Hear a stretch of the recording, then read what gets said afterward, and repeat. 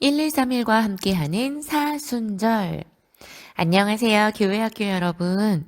어느덧 우리가 함께한 이 사순절의 마지막 주간, 고난주간이 돌아왔어요.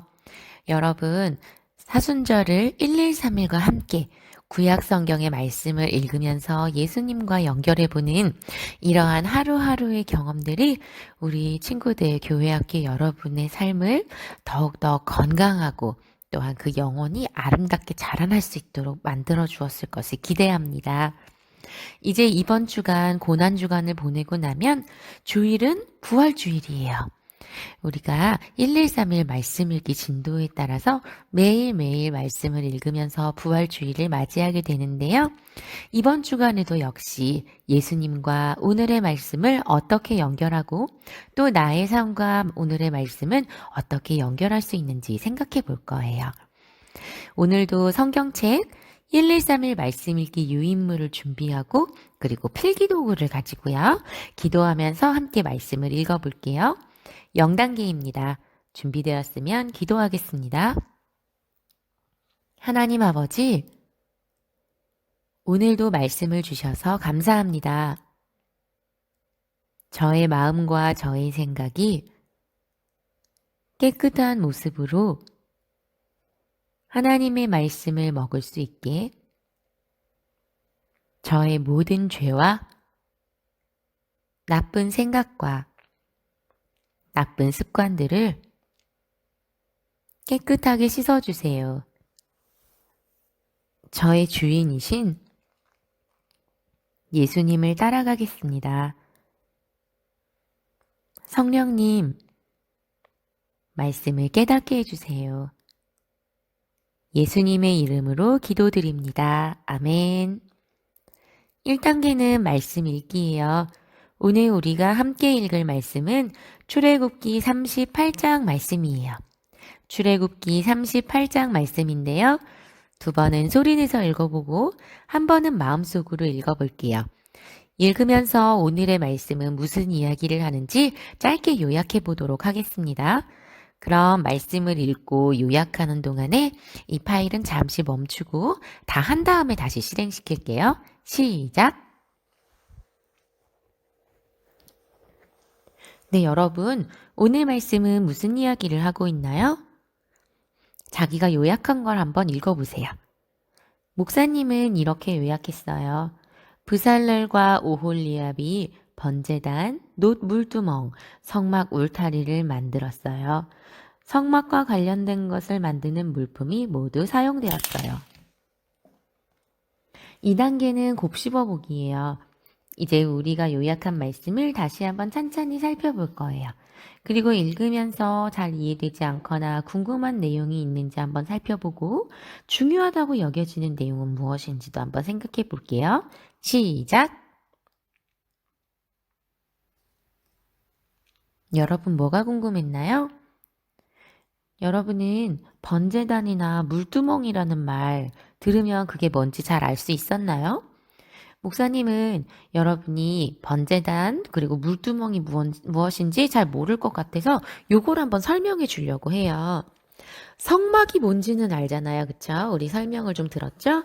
성막은 하나님께서 광야 생활을 하는 이스라엘 백성들을 하나님의 백성으로 삼고 하나님의 백성을 만나주시는 장소였어요. 하나님과 하나님의 백성이 만나는 장소가 성막인데 그 성막 안에 하나님의 거룩한 영광이 있기 때문에 죄가 있는 사람들이 그냥 무작정 들어갈 수 있는 곳이 아니었어요. 그래서 하나님께서는 사람들이 하나님의 백성으로 설 수 있도록 죄를 해결하고 또 고백해야 되는 이런 단계들을 만들어 두셨는데요. 오늘 읽은 말씀 중에 번제단이 있잖아요. 이 번제단이 바로 하나님의 백성이 하나님 앞으로 나아갈 때에 자신의 죄를 생각하면서 자신의 죄를 가지고 간 동물에다가 옮겨서 그 동물이 죄의 값으로 죽음을 당하는 것을 보는 그런 곳이었어요. 그리고 번제단에는 죽인 제물로 삼은 동물들을 태울 수 있도록 장치가 돼 있었죠. 그리고 그 다음번에 나오는 물두멍은 커다란 대야라고 생각하면 돼요. 그리고 그곳에 물을 넣어 두었는데요. 동물을 잡아서 피를 빼고 죽이면 그 동물을 죽이는 동안에 흘린 피가 사람한테 묻어 있잖아요. 그래서 레위인과 그리고 제사장과 그리고 번제물을 가져온 그 모든 사람들이 자신에게 묻은 동물의 피를 씻어내는 곳이 물두멍이었어요. 이렇게 번제단에서는 죄를 하나님 앞에서 고백해서 그 죄의 값이 죽음이라는 것을 보았고, 물두멍에서 묻은 피를 깨끗이 씻으면서 하나님께서 죄를 씻어주시는 것을 경험하게 되었어요. 이 부분에 대해서 우리 친구들과 함께 이야기를 해봤으면 좋겠다 하고 생각해서 목사님이 번제단과 물두멍에 대한 설명을 한 번 더 해봤습니다. 자, 그러면 이제 3단계로 가볼게요. 3단계는 예수님과 연결하기예요. 오늘의 말씀은 예수님과 어떻게 연결될 수 있을까요? 지금까지 사순절 기간 우리는 말씀과 예수님을 그냥 이어보았는데 특별히 이번 주간은 고난주간이잖아요. 그래서 목사님이 고난주간 동안에 월요일에 예수님께서 하셨던 일과 오늘의 본문을 연결해 보면 어떨까 하는 생각을 했어요. 어제가 종려주일이었죠. 어제는 예수님께서 예루살렘 성에 들어가시는 그것을 기념하는 종려주일이었어요.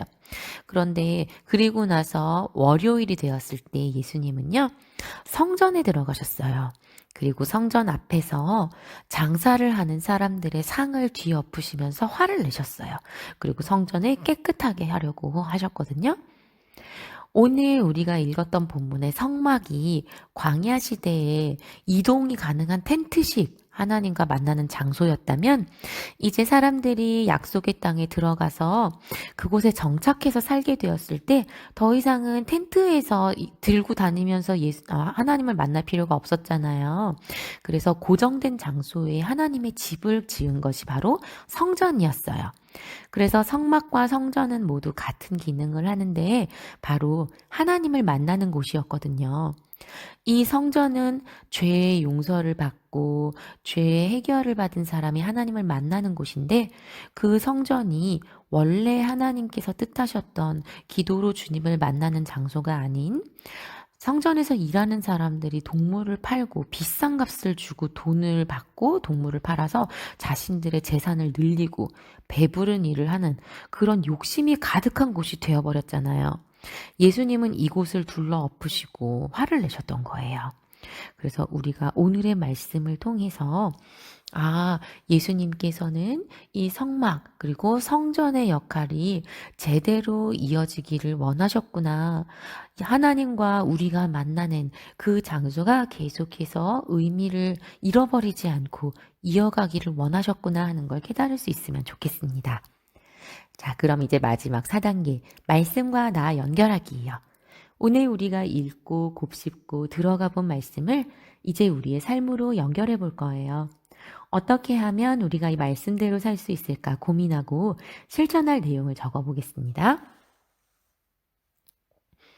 목사님은 오늘 말씀을 보고 목사님의 마음이 성령님 계신 성전이라는 생각을 해보았어요. 그리고 하나님께서 원하시는 성전의 모습은 늘 깨끗하고 또 거룩하신 하나님의 영이 계시면서 하나님 앞에 죄를 고백하고 그 죄의 용서를 받으면서 하나님과 교제하는 그런 장소이기를 원하시는데 진짜로 목사님의 마음속이 그런 성전인지 아니면 예수님께서 화를 내시면서 둘러 엎으셨던 욕심이 가득한 성전의 모습인지 한 번 더 생각해 보게 됐어요. 그리고 오늘 하루를 보내면서 계속해서 목사님의 마음속의 자리, 하나님의 그 성전이 깨끗한 상태를 유지할 수 있게 해달라고 성령님께 기도하고 또 목사님의 마음속에 죄되고 거짓된 것들이 들어오지 않도록 계속해서 마음을 단장해야 되겠다는 생각을 했어요. 여러분도 자신이 읽은 이 모든 말씀과 그리고 마음속을 생각하면서 오늘 어떻게 지내야 되겠다고 결심한 내용들이 있을 거예요. 그 내용을 꼭 실천하는 하루를 보내면 좋겠습니다. 그럼 이제 함께 기도할게요. 하나님 아버지 감사합니다. 오늘 우리가 함께 읽고 나누고 결단한 내용들을 살아내는 하루를 보내게 해주세요. 성령께서 우리를 주장해 주시고 우리가 이 세상의 것들에 눈을 돌리지 않고 예수님께 집중하는 하루를 보낼 수 있게 해주세요. 예수님의 이름으로 기도드립니다. 아멘. 우리 친구들, 오늘 1231과 함께하는 사순절은 여기까지예요. 오늘부터 문화금식 작정서 내용을 실행하는 기간이죠. 오늘 하루 맨 첫날 주님 안에서 주님 주시는 힘으로 우리가 결심하고 작정한 모든 내용들을 잘 지켜갈 수 있기를 목사님이 함께 기도할게요. 그러면 오늘도 주님과 함께 화이팅 하고요. 우리는 내일 또 만나겠습니다. 안녕.